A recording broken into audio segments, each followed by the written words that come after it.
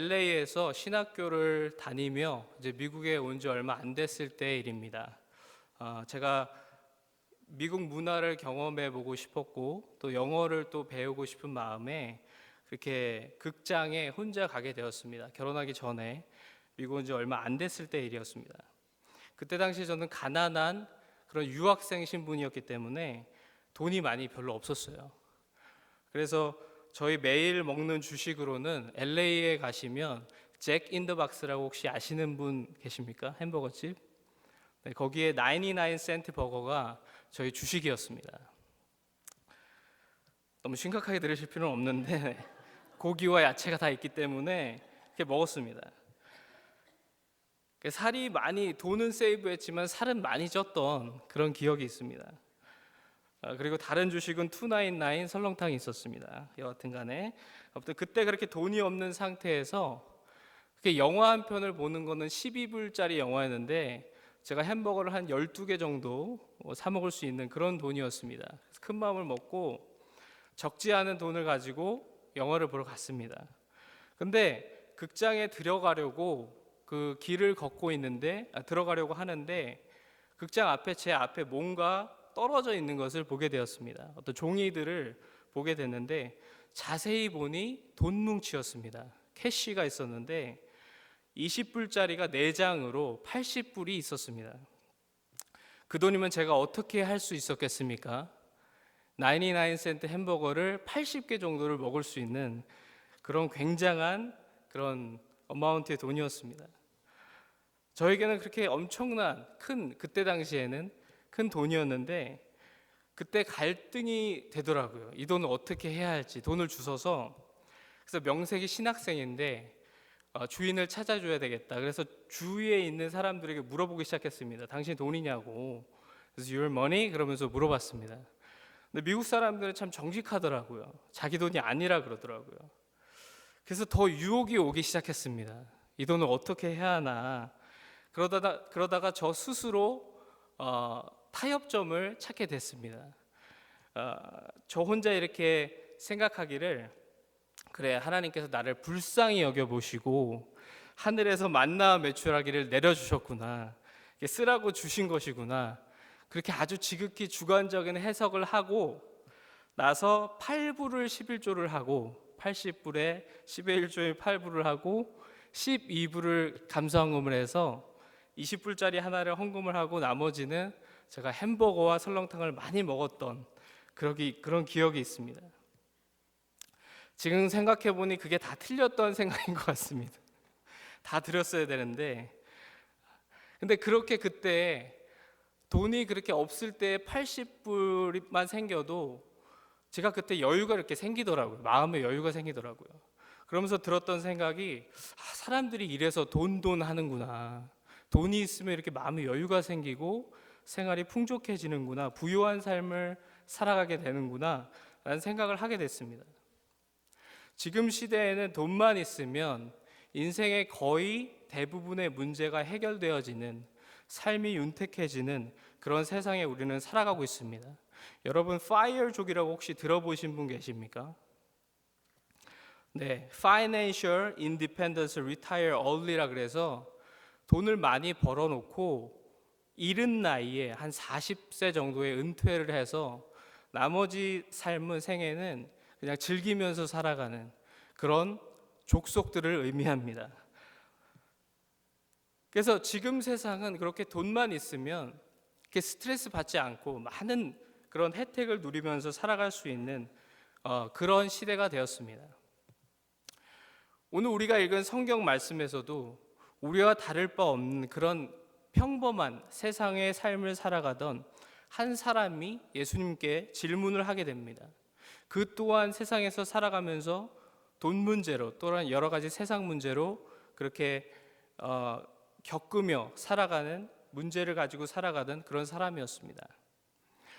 예수님께서 제자들과 무리들 앞에서 말씀을 하시던 중이었는데 이 사람은 자신의 현실의 문제, 즉 유산 상속 문제에 대해서 예수님께 여쭤보게 됩니다. 13절을 같이 읽도록 하겠습니다.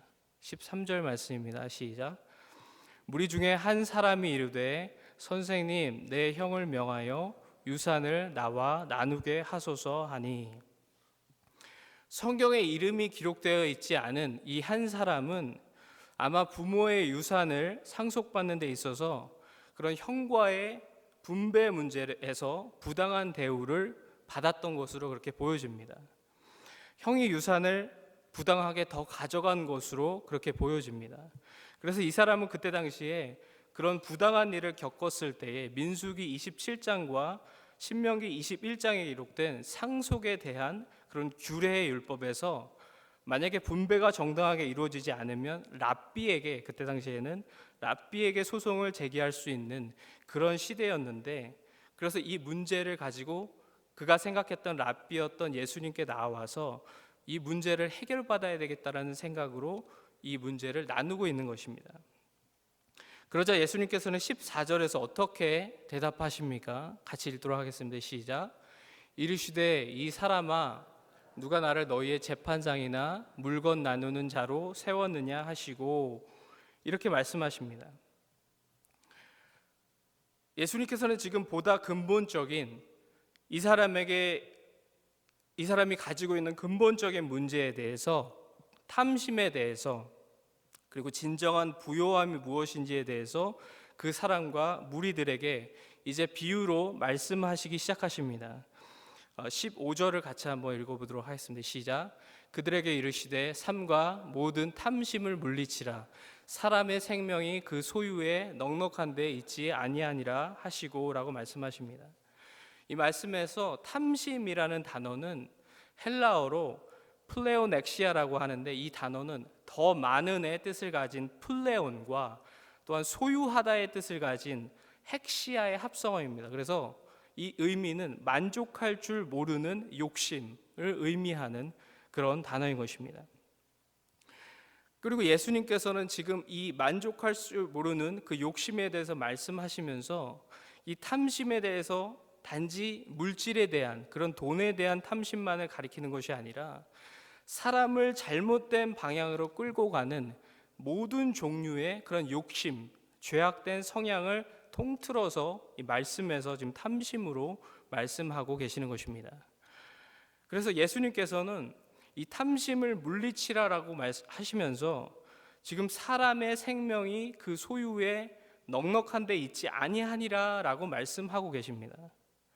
여기에서 우리가 중요한 단어는 다시 한번 15절 말씀을 우리가 보게 되면, 탐심을 물리치라, 그 다음에 사람의 무엇이 그 소유에 넉넉한 데 있지 아니하니라 하시고 라고 말씀하고 계십니까? 생명이라는 단어를 하나님께서 말씀하고 계십니다. 지금 탐심을 말씀하시면서 그것을 연관지어서 생명까지 예수님께서는 말씀하고 계십니다. 이 말씀을 보시면 마치 탐심과 사람의 생명이 반대되는 개념처럼 예수님께서 사용하고 계시는 것입니다. 탐심이 있으면 생명을 얻지 못할 것 같은, 그렇게 예수님께서 말씀하고 계시는 것입니다. 왜 주님께서 이렇게 탐심에 대해서 경계하며 말씀하시며 생명까지 연관시켜서 사용하셨을까요?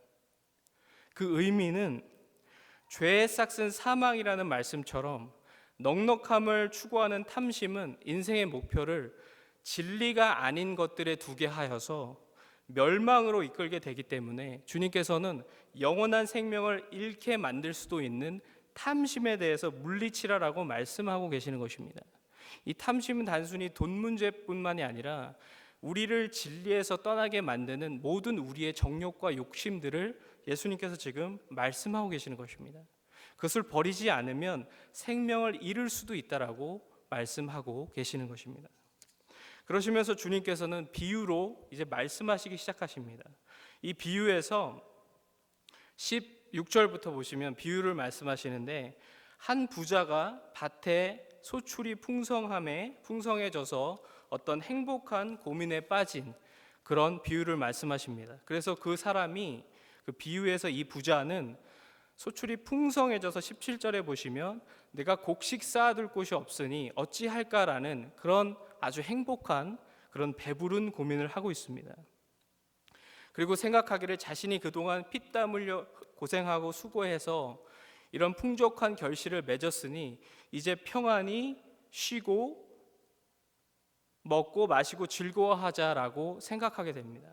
지금 시대에 우리 말로 하면 그동안 열심히 공부하고 어렵게 직장에 취업하고 또 직장에서 그야말로 피땀 흘려서 돈을 벌어서 많이 벌어서 이제 안정이 되고 가정도 이루고 부족할 것이 없는, 남부러울 것이 없는 그런 상황이 된 것입니다.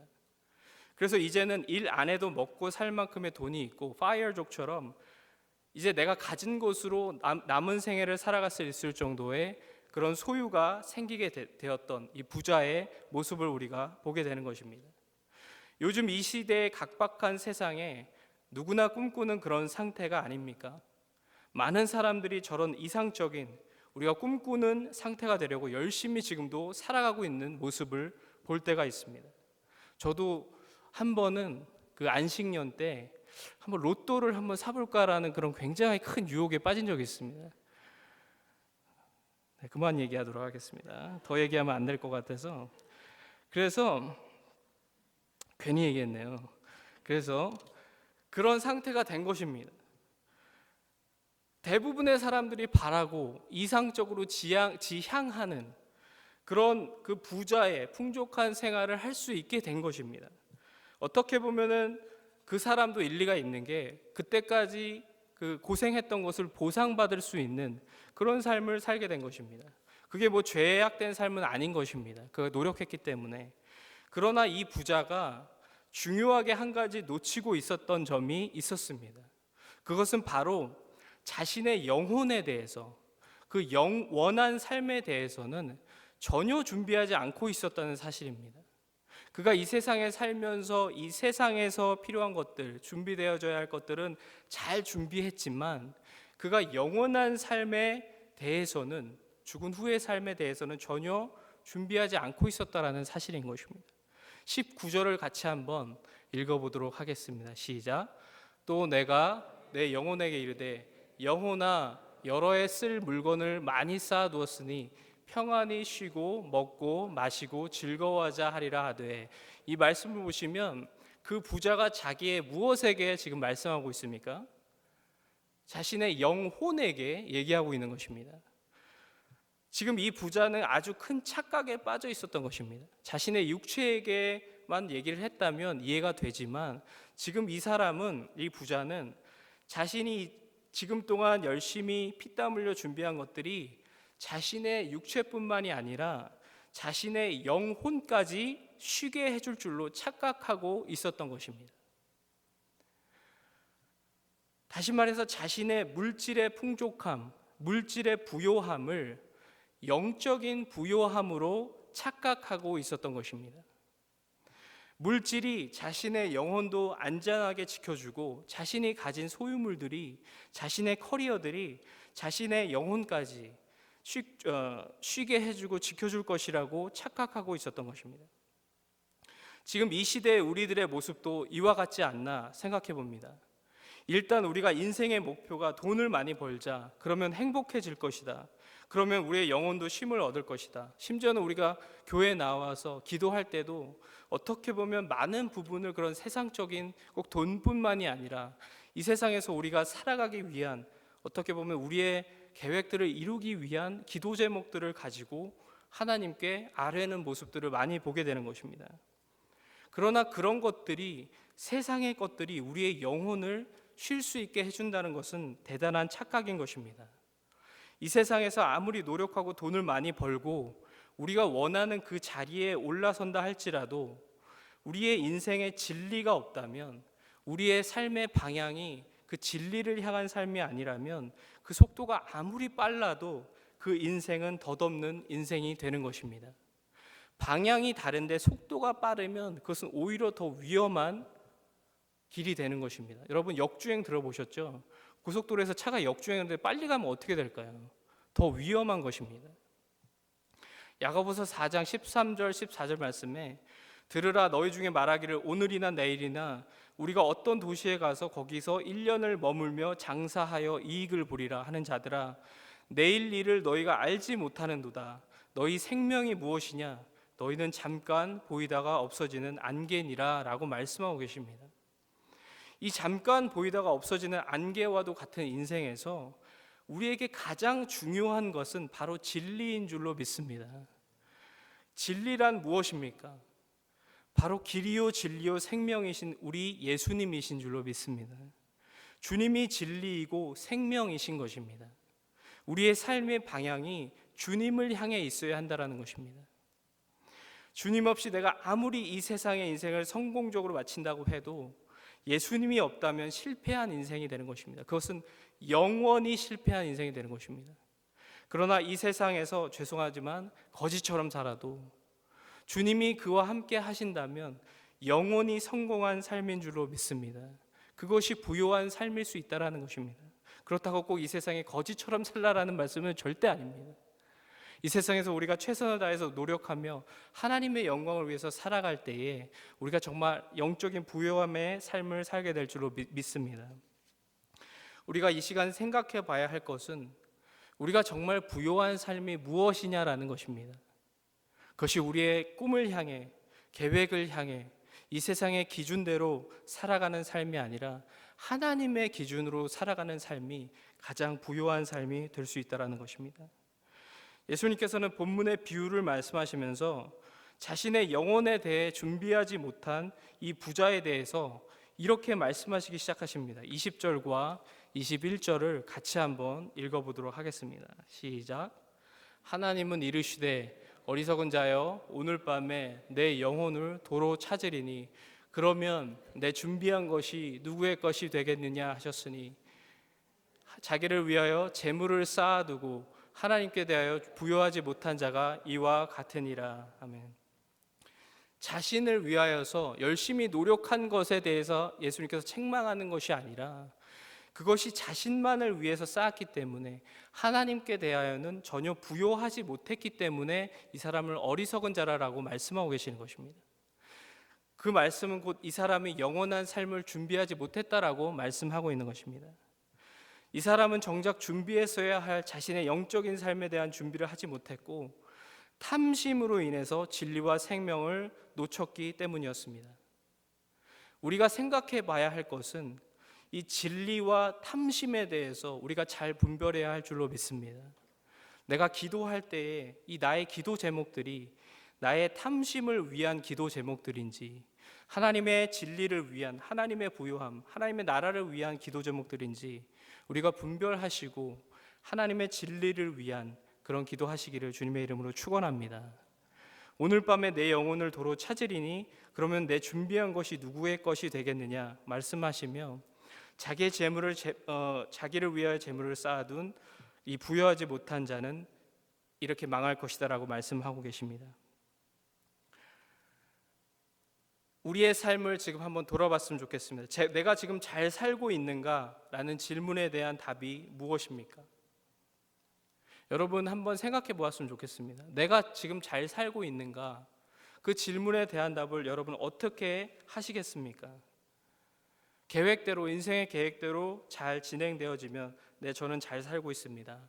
그러나 그렇지 않다면 아니요라고 대답할 수 있을 것입니다.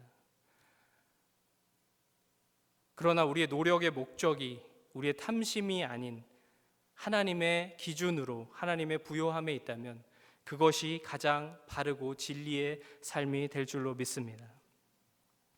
우리는 오늘 밤에라도 하나님께서 오라고 하시면 가야 하는 그런 존재들인 것입니다. 우리가 천년 만년 살 수 있는 사람들이 아닌 것입니다. 여러분들 중에 혹시 목사님 제가 요즘 몸 컨디션이 좋아서 한 125세까지는 살 수 있을 것 같아요 라고 생각하시는 분 계시면 네, 아무도 장담할 수 없는 것입니다. 우리는 5분 후의 일도 그 누구도 알 수 없는 것입니다. 하나님께서 우리의 이름을 부르시면 하나님 앞에 서야 되는 거예요. 근데 우리가 지금 무엇을 준비하고 있는지 그것이 가장 중요하다는 사실입니다. 우리는 하나님 앞에 서야 하는 그때를 늘 기억하며 준비해야 할 줄로 믿습니다. 이 시간 가장 지혜로운 삶, 하나님께 대하여 부요한 삶, 그 삶이 무엇인지 우리가 묵상하고 그 삶대로 사시길 주님의 이름으로 축원합니다. 제가 사진을 준비했는데 여러분들 잘 아시는 많이 미디어 매체를 통해서 들어보시고 얼굴을 보셨던 그런 분이실 텐데 이지선 자매라는 그런 분입니다. 이 자매님은 우리가 미디어를 통해서 많이 들어서 알고 있는데 2000년 7월에 어느 날 음주 운전자가 일으킨 교통사고로 인해서 전신에 55% 이상의 화상을 입게 되었습니다. 그래서 의사들도 포기해버리는 그런 중환자가 되었습니다. 죽음의 문턱에서 간신히 살아났지만 화상을 입어서 얼굴의 형체를 알아볼 수 없게 되었고 양손의 손가락까지 절단해야만 했다고 합니다.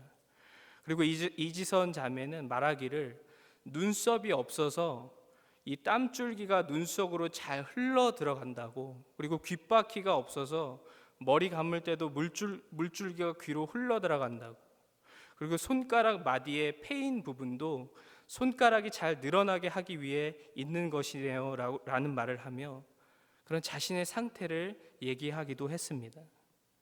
이분의 사고 나기 전의 사진을 보여드리면, 그 다음 사진을 보여드리면, 제발 좀 보여드리면, 이렇게 아름다운 이렇게 자매였습니다. 여러분 보시기에 아름다우시죠? 우리가 볼 때 참 아름다운 그런 자매였습니다. 명문대학에 다니는 꿈 많은 그런 학생이었는데 한순간에 사고로 인해서 그 앞길을 알 수 없는 그런 일들이 생겨서 자살까지 생각하게 되는 그런 비참한 상황에 놓이게 되고 말았던 것입니다. 그래서 그 일을 겪었던 이 자매는 하루하루 비참하고 고통스러운 나날을 보내다가 그 극심한 고통 가운데서 하나님을 깊이 있게 만나게 됩니다. 그리고 그 삶의 방향이 진리를 향한 삶, 하나님께 대하여 부요한 삶, 하나님의 나라를 위한 삶으로 변하게 되었습니다. 그 이후로는 감추고 싶었던 자신의 모습을 과감히 드러내며 많은 간증을 하게 되었고, 그리고 지선아 사랑해라는 우리가 너무나도 잘 아는 베스트셀러의 그런 책을 쓰고 많은 사람들에게 그런 그리스도의 복음과 하나님의 영광을 나타내는, 영광 돌리는 삶을 살게 된 것입니다. 많은 사람들이 이 자매를 보며 도전을 받았고 삶의 목적과 방향에 대해서 이 세상의 끝이 아닌, 이 세상의 행복이 전부가 아닌 하나님의 나라를 위한 그런 가치 있는 삶에 대해서 생각을 하게 되었고 많은 사람들을 진리로 이끌게 되는 축복의 통로의 삶을 살게 된 것입니다. 세상 사람들이 볼 때는 우리가 이 전 사진을 보면 불쌍하고 너무나도 안 됐고 좌절해야만 할 삶이었지만 진리와 생명을 알게 된 이 자매는 진정으로 영적인 부요한 생명의 삶을 살아가게 된 것입니다. 그 삶이야말로 하나님의 기준으로 볼 때 이제는 가장 영적인 부요한 삶, 하나님께 대하여 부요한 삶을 살게 된 것입니다. 우리 삶에서 무엇이 진정한 행복이고 무엇이 진정한 성공입니까? 그것은 바로 진리 되신, 생명 되신 주님과 함께하는 하나님께 대하여 부요한 삶인 줄로 믿습니다. 하나님께 대하여 부요한 삶이란 진리를 바로 알고 주님과 동행하며 하나님의 뜻에 순종하며 살아갈 때에 하나님께서 주시는 많은 열매를 맺어가는 그런 삶인 줄로 믿습니다. 하나님의 계획이 나의 계획이 되고 하나님의 뜻이 하늘에서 이루어진 것 같이 이 땅에서 이루어질 수 있는 그런 나를 통해 축복의 통로의 삶을 살 때에 그것이야말로 가장 부요한 삶이 되는 줄로 믿습니다. 그렇다고 하나님께서는 이 세상에서의 우리의 모든 부요함을 모르시고 간과하시는 분은 절대로 아니십니다. 오늘 본문 말씀 이후에 나오는 구절들인데 누가복음 12장 29절 말씀과 31절 말씀을 같이 한번 읽어보도록 하겠습니다. 시작. 너희는 무엇을 먹을까 무엇을 마실까 하여 구하지 말며 근심하지도 말라. 31절입니다. 다만 너희는 그의 나라와 그의 의를 구하라. 그리하면 이런 것들을 너희에게 더하시리라. 아멘. 하나님께서는 우리에게 우리 삶에 필요한 것들, 있어야 할 것들, 우리가 지금 간절히 원하는 것들 하나님께서 다 알고 계시는 줄로 믿습니다. 우리 하나님 아버지는 영적인 부요함만 채우고 진리와 생명만 찾고 살아라라고 무책임하게 이 세상의 삶을 그렇게 간과하시는 분은 절대로 아니십니다. 우리에게 필요한 것들을 다 채워주신다고 약속하고 계시고 다 알고 계시고 반드시 우리 삶에 공급해 주실 줄로 믿습니다. 그러나 그 약속을 받은 우리는 이것을 탐심으로 쓰는 것이 아니라 하나님께서 주신 축복들을 우리의 탐심으로 인해서 사망의 길로 가게 하는 것이 아니라 이 축복들을 하나님의 영광을 위해서, 하나님의 부유함을 위해서 쓰게 될 때에 하나님께서 영광 받게 되실 줄로 믿습니다. 영적으로 부유한 삶은 주님과 동행하며 많은 하나님의 열매를 맺어가는 삶인 줄로 믿습니다. 하나님께서 우리를 지켜주시고 보호하시고 그 부유한 삶을 살 수 있도록 도와주시는 분이신 줄로 믿습니다. 늘 동행하는, 주님과 동행하는 삶을 사시기를 바랍니다. 때로는 우리가 처한 환경이 하나님께 대하여 부유한 삶은커녕 우리가 한순간도 더 살아갈 수 없는 그런 너무나도 고통스러운 순간 가운데 있을지라도 그 가운데 드리는 찬양과 감사가 가장 하나님을 부욕해 하는, 하나님께 영광 돌리는 삶이 되게 될 줄로 믿습니다. 지금 금요 예배에 나오신 여러분들 많은 기도 제목들이 있는 줄로 압니다. 그리고 하나님께서 다 아시는 줄로 믿습니다. 그러나 이 시간 하나님께서 우리에게 원하시는 것은 바로 하나님께 대하여 부요한 삶, 정말 하나님만을 갈급하는 삶인 줄로 믿습니다. 그럴 때에 우리의 삶이 바로잡히고 우리가 진리와 생명의 길로 가게 되며 하나님께서 그 가운데 주시는 참 샬롬과 생명을 누리며 살아가게 될 줄로 믿습니다. 세상이 주는 것은 일시적이고 다 한계가 있고 우리가 그런 것들을 가지고 영원한 삶에 갈 수 없는 것입니다. 그러나 하나님께서 주시는 그 진리는, 예수 그리스도는 우리와 영원토록 함께 하시며 하나님의 영광에 우리가 동참게 참여하게 되게 될 줄로 믿습니다. 우리가 이 시간 말씀을 기억하며 제가 기도하고 마치고 우리 찬양하고 하도록 하겠습니다.